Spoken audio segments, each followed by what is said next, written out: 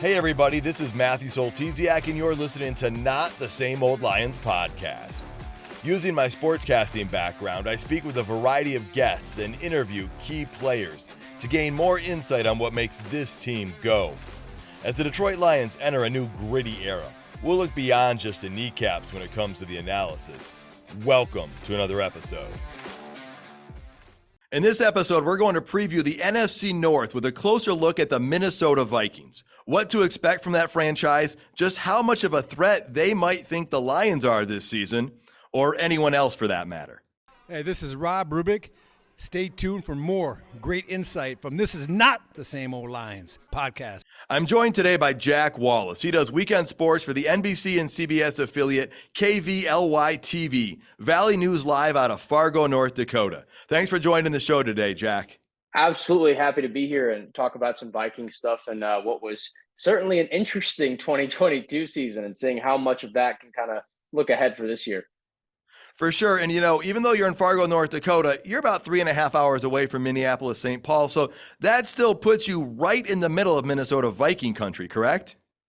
Oh, absolutely. We have a ton of Vikings fans here, a decent amount of Packers fans too, surprisingly being this far out west. But yeah, it's very solidly Vikings territory in here, as well as South Dakota, Iowa. A lot of these sort of upper Midwest states tend to be a lot of their territory, and you see a lot of it, you care a lot about it, and we do plenty of their coverage on Sundays. So let's briefly talk about last season, right? The Vikings won the division at 13-4, followed by the Lions at 9-8. The Packers were a game behind them, and the Bears came in fourth. A lot of people feel like the Vikings had a little bit of a magical run last year until that playoff loss. Is that kind of how you saw it and a lot of the fans saw it out there? A little bit about that. It has the number one stat that people were talking about that seems to be the biggest sort of thing that jumps out at you is that you have 13 wins, but you're 11-0 in one-score games. And then you play the Giants in the playoffs, a team that you beat in one of those one-score games, and then you lose in a one-score game. I mean, yeah, it's the same team, and it's hard to beat that same team twice. And we always talk about that, especially with division foes. You saw it with the Lions and the Packers last season with the Vikings, losing both those games. And only 4 times you lose, twice within your own division, especially to a Packers team that got a lot weaker, and a Lions team that you could say has improved a lot going into this season. It certainly wasn't bad by any means last year, but still wasn't a playoff team. And the Vikings, at least on record, shouldn't have had as much trouble as they did. And then you have the outliers like the Eagles game and the Cowboys game that were certainly ugly enough. But last season overall was a very strong year for a relatively newer coach in Kevin O'Connell, who at least I believe is really the guy that is going to get them to a good spot. You've seen Kirk Cousins kind of blossom out more now in his older age as quarterback, not old, but older. And watching him really come into his own, watching Justin Jefferson turn into one of the most dynamic players in all of football. And the chemistry he has with Kirk is wonderful. It's very interesting looking at a team that you could say had a lot of quote unquote luck throughout last season, which I think they did. And every football team that has to win a lot of games, you do need things to go your way. You need things to break your way to win these games. You can't just sort of fight through everything. You need that stuff to go your way. I don't think anyone's going to debate with you that they had some luck or just a lot of things went their way. And, there's also that old adage is you make your luck, right? And so you don't want to take anything away. Hey, their record was 13-4, and that is indisputable. Let's look at how they're looking this year. What key losses, if any, did they have from last year? I know from my perspective, I think they lost a couple defensive players, and on offense, they lost, I think the bigger names were Dalvin Cook and Adam Thielen. Can you kind of go into some of the losses from last year's team? Yeah, Cook was kind of a funny situation because he was a very big unit on their team, been around a while, but was just the cost of it. And we've seen that, league-wide with running backs and that whole, almost controversial now, at least with on Twitter a little bit, what we've seen sort of this coalition almost of running backs coming together and talking about what they're worth. It to me seemed like the price of keeping Cook was too much for what the Vikings wanted to deal with, and that letting him go made sense. Now with him being on the Jets makes the Jets an even more interesting team, which they could be probably the most interesting team looking into this next season. Of course, they're in Rodgers, but Cook on that too is pretty fascinating. Thielen is a rare Minnesota lifer. I don't know how much you know about his Minnesota time. I actually had the chance to interview Adam a few weeks ago because he had a football camp in his hometown of Detroit Lakes, Detroit Lakes, Minnesota. I'm thinking Detroit. Him being within our coverage area there, and I went to cover that football camp, which was a super cool experience. Talking to him was really neat.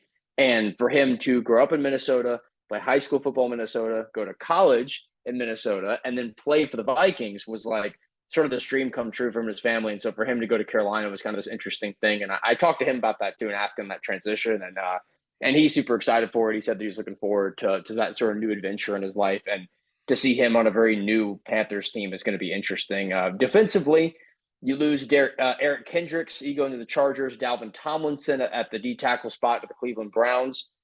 Trading Zadarius Smith, outside linebacker of the Browns, an interesting move. And then longtime veteran Patrick Peterson at cornerback, a captain, going to the Steelers. Irv Smith Jr. to the Bengals. I think it's probably the least big of these losses because you have TJ Hawkinson from the Lions and you don't really need Irv Smith. Even though I liked what he did have some good plays for the Vikings. He was a solid guy, some good blocks, but he sort of didn't need that role anymore. And then Cameron Dantzler, senior, is actually still unsigned. He was released as well. So a very big shakeup, especially on the defensive side, which makes sense with Brian Flores coming in as the new defensive coordinator. So getting him in will help a lot. But I think most of those moves work. A lot of them are going to just be too costly for what they want to do. But I think that it is a loss that you can recover from with the guys they have in here. And a lot of these positions, I think, are recoverable. The biggest question mark to me is the D-line.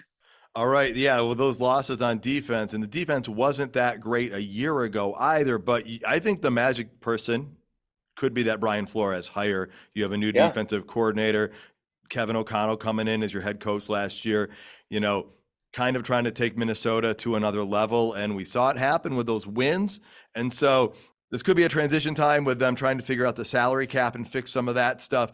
But by no means do I think Minnesota's a team to count out. You guys have had some key additions. Now, you brought TJ Hawkinson over from the Lions last year. In fantasy football, he's considered a top 3 or 4 tight end. We know how good he can be in Detroit. Jordan Addison's also a wide receiver that you guys drafted. Are there any other big additions that you see coming to this team that weren't here last year for the full season that could help you guys improve? Well, that D-line's getting really, really overworked a lot and sort of in that transition time too. I mean, I mentioned that was the big question mark. They brought in Marcus Davenport from New Orleans, who a couple of years ago was this big piece, getting 10 sacks, but then last year down to half a sack. So it's going to be how can you sort of jumpstart him back up again? Because when he's on, he's really on.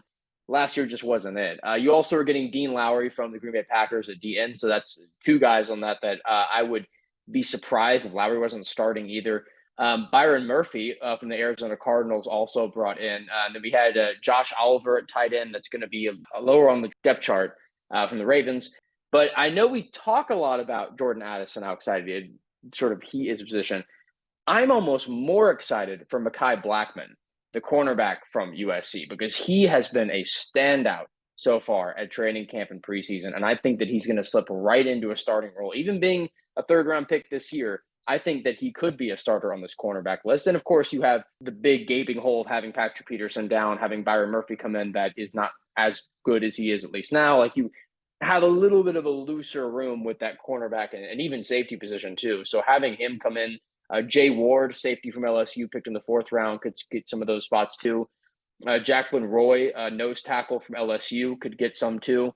And the last 2 picks the Vikings had were Jaron Hall, sort of an interesting pick, a quarterback out of BYU, even though you have Kirk, and Kirk's on a good deal, and you have Nick Mullins still on a deal. They re-signed Nick Mullins in the offseason, and yet you bring Hall in.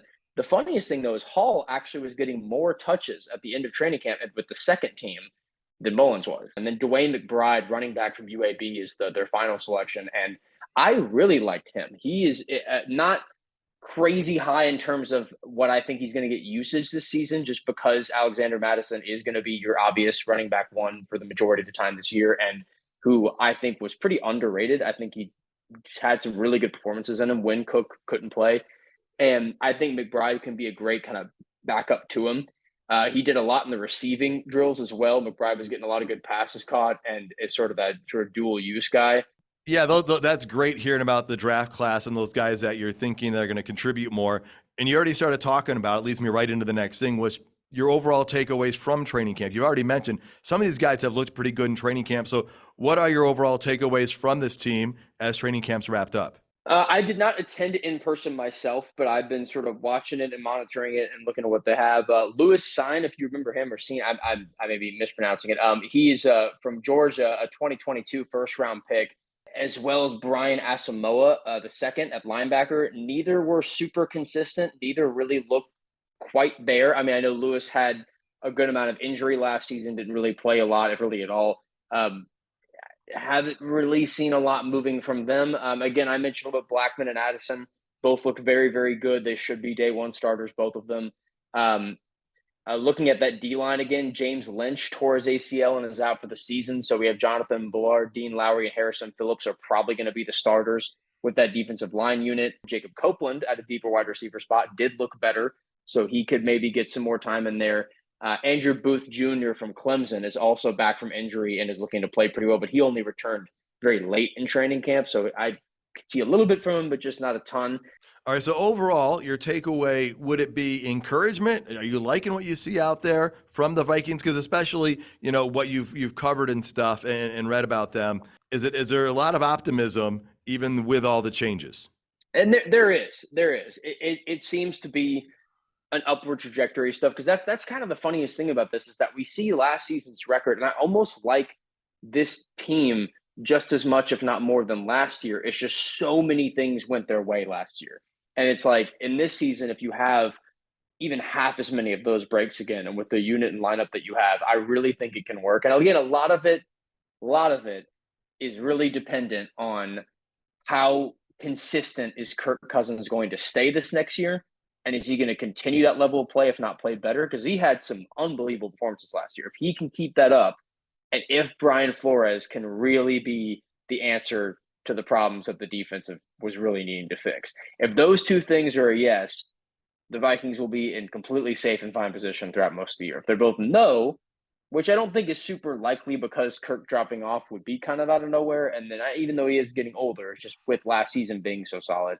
And then the same thing with Flores, just what we've seen from him in the past and what we can expect. I would figure going forward, they'll be stronger. It's just that D-line really needs work. And we saw 31st in the NFL in yards allowed last season. So you have to get that fixed. And that's the one spot that's kind of the Achilles heel of the team that can really, really kill them. But it's just having those big guys to stop is a big thing the D-line has to work on. And that's the biggest worry I have on the team. Every year a team gets worse and they get better at different spots. So I'm wondering, what ways do you think the Minnesota Vikings are better than last year? I'm going to throw in a hypothesis out there. I think your wide receiving core might be better because Justin Jefferson, his game has only elevated every game he's played. I think you're hoping to see more consistency out of KJ Osborne, who at times has flashed like he could be a solid number 2. I know Adam Thielen left, but he's not the same player he was 5 years ago. You drafted Jordan Addison. So I think the wide receiving core might be an area that could be an improved area. Is that what you see? Or are there any other areas that you're like, I think we're going to be better here? I think that the receiving core was that was my number one thing I had in my notes, what I think is like the top thing to improve. Because you have Justin Jefferson as arguably the best man in all of football, easily the best wide receiver, at least coming into the season. And out of a very good group of wide receivers, you have Addison, who has the breakout potential to be a star. And KJ Osborne, if you're taking him at wide receiver 3, he's one of the better wide receiver 3s in the league at that level. And yes, that he has had some issues with being fully consistent on everything. But again, I'm talking wide receiver 3. There are not a lot of teams that have a third wide receiver that's that talented. And then again, TJ Hawkins, it's easily your tight end 1. Madison can catch 2 from the outfield. He's had a ton of plays where he's caught a lot for the Vikings. So having that level of weapons across the board for Kirk Cousins to work with, I think is really key. And I still think that he's going to be strong. I think the quarterback room is much stronger now that you have Holland, which can compete more with Mullins and get that stronger. So I think those sort of core position players that are a lot around that offense are just really, really strong. And I think they were strong last year too, but I think they're even better this season. Do you see anywhere on the defense that you think is going to be improved? I think that actually the cornerback and the safety position is better, because I think that Blackman is potentially one of the best guys they have there, at least what we've seen. Again, it's a rookie, but he's just had so much promise and played so well that I really, really love his game. And I think that he can be a big unit in this backfield. And I think the addition of Byron Murphy's a big help. I think that can maybe just reworking that's better. Again, D-line, I'm worried about that because you lose Tomlinson and Smith and not anyone of that caliber to replace either of them. And I think losing that is just big. The linebacker core is kind of in a funky state because you also lose Kendricks. So the linebacker core is kind of in an interesting place. I don't think it's as worse off, but it didn't get fixed a lot. That was the number one problem the Vikings had in the offseason was that they didn't necessarily fill as many holes as they should have, but I don't think they had a lot of holes in the first place. Let's talk about one that's caught a lot of attention. We've already talked about it, Dalvin Cook leaving as a salary cap casualty. Alexander Madison's looked great in a reserve role.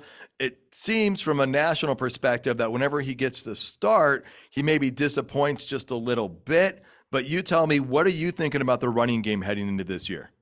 I think it's in a funny spot because if you're Kirk Cousins, you're not particularly a big runner. I mean, we know that he's had a few plays where he's broken out, at least last season, where he's got to run a little bit and he gets the legs moving. But you don't exactly have a hyper mobile quarterback back there, which they don't need one to win. But now that you can rely so much less on having a guy like Cook and you have to put in Madison and who isn't of the same caliber, which is not super hot take there, but not having a guy that's that level, at least so far, that it's difficult to kind of replicate that. And so I think that he can play well. We'll see what McBride can do in that reserve role now that kind of he's sort of put into that spot.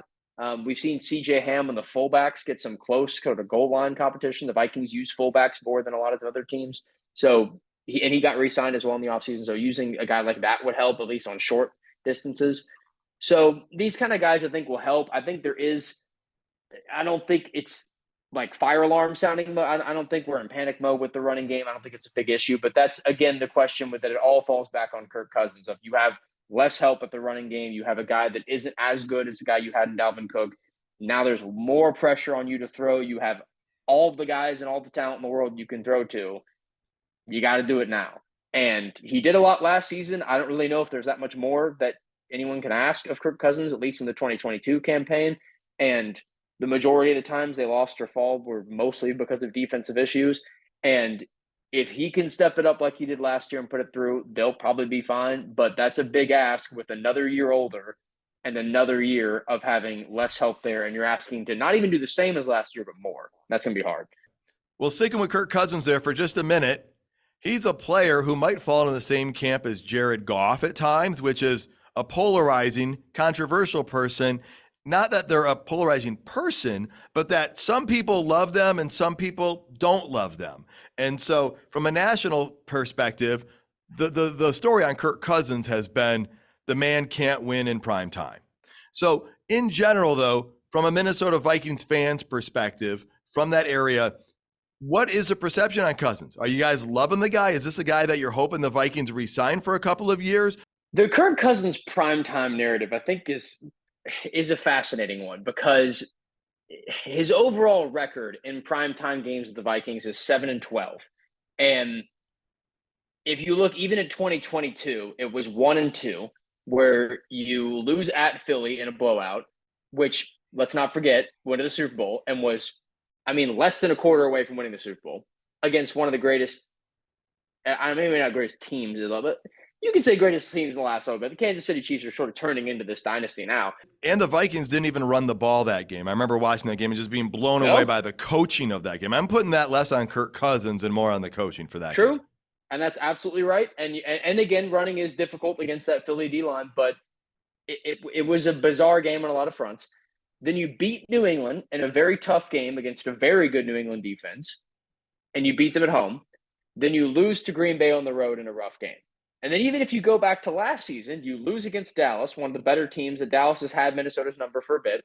You beat Pittsburgh and you beat Chicago. So even then, you're kind of 500 in the last few years. And so it's like, they're just kind of funny. And even in 2022, with all those games, it's really difficult to put it all on Kirk. And when you go back a few years, like 2018 against Seattle, Chicago, he played badly.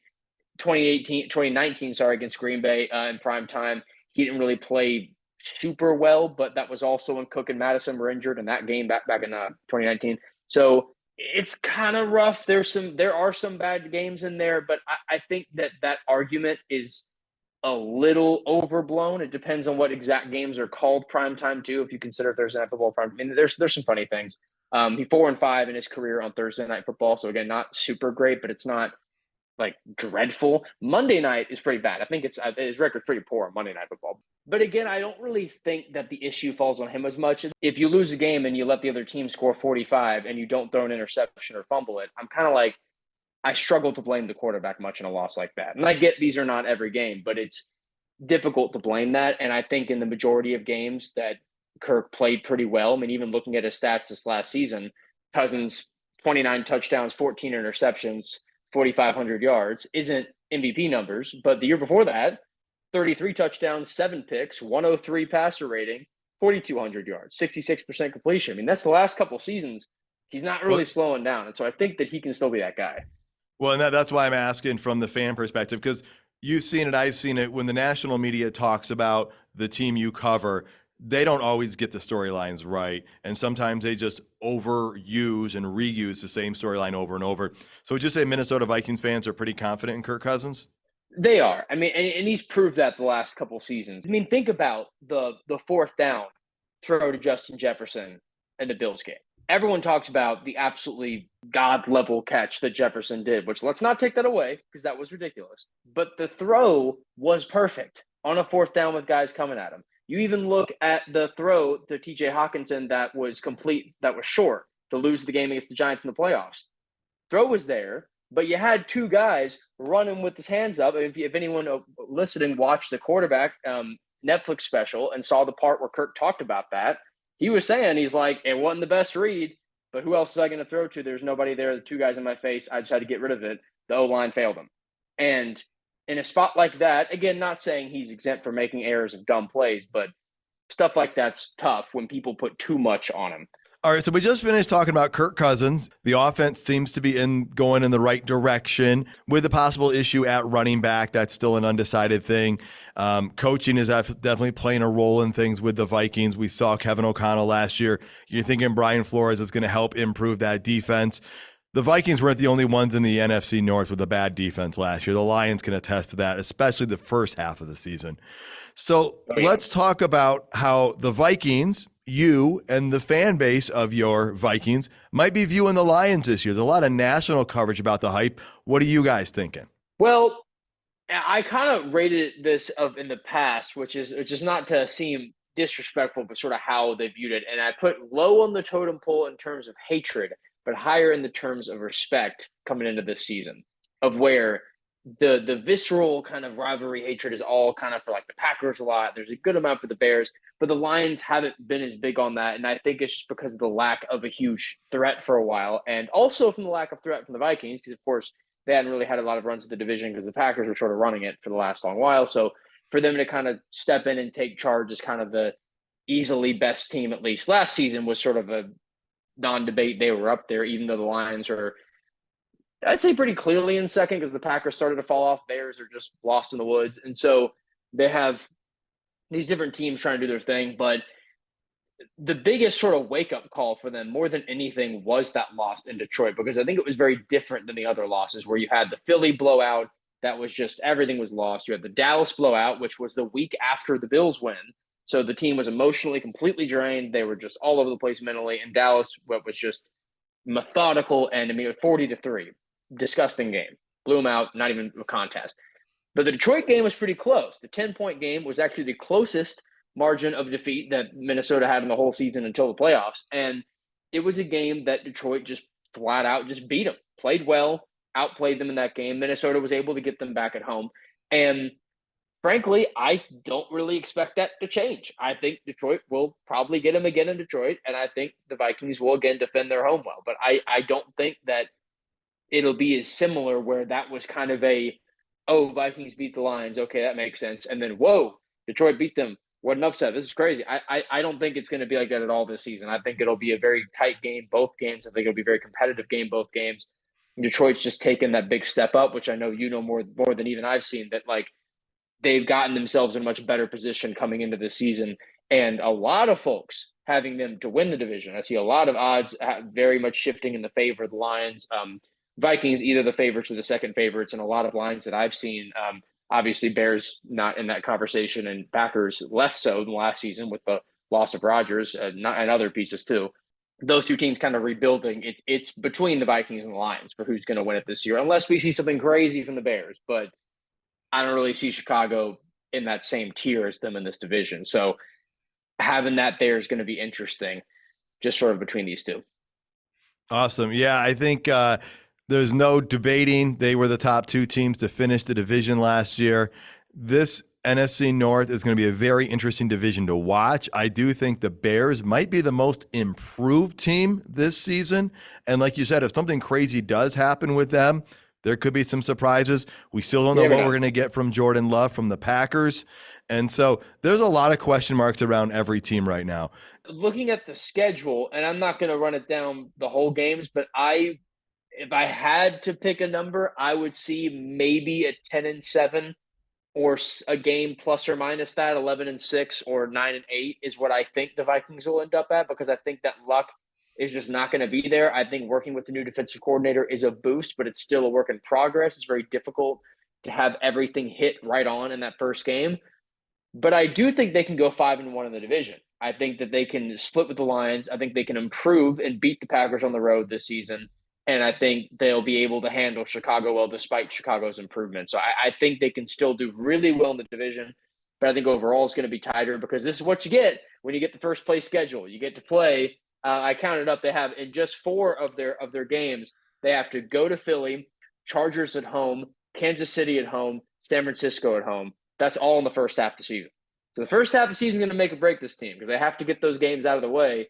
And then after that, you have at Green Bay, at Atlanta, New Orleans, Denver, Chicago, Vegas. You have a stretch of easier. At Cincinnati's hard. A lot of divisional games late season. It's a hard schedule, and to be able to manage around that, I think, is difficult. Having a harder schedule than last year is going to be difficult. So they're going to regress some. I can't possibly imagine another 13 wins again, minus just another miracle of a season. I can't see 13 wins, but I could see 10 or 11 wins. And I would be shocked if the division didn't come down to a game or two of separation between them and Detroit. Well, and the interesting thing is the Vikings and Lions, they don't play until the last 3 weeks of the season, I believe. It's 2 games in the final 3 weeks. I don't like that. I wish they would have spaced it out a little bit more, but it is what you get. And you know what? The good news is for both of those teams, they have dome games in December and January. I don't think either team can argue about that one. Thank goodness. Cannot complain. Well, with the Vikings, they have to go Green Bay at home, sandwiched in between. And so to have that all in a row, especially after going to Cincinnati, that's not easy. That's going to be tough to sort of recap that. And if you're Detroit and you really want to get that win at US Bank Stadium, you're catching them right after what's certain to be a very hard and emotional game. That's going to be a very interesting test, very, very late season. Awesome. Well, Jack, thank you so much for joining the show today. I appreciate and loved the insight that you gave about the Minnesota Vikings, and I'm sure the listeners do as well. No, I'm thrilled to do it. Thank you for the opportunity, and it's always glad to talk about this stuff. And all we can wait now is just for the season to start. It's taking too long. It's going to be here before we know it. Folks, thank you so much for tuning in. Please subscribe to Not the Same Old Lions podcast to get alerts about new episodes. Tell your friends about the show. You can follow me on Twitter at Matt Soltesiak. The show is also available on YouTube and at notthesameoldlions.com. Until next time, stay gritty, my friends.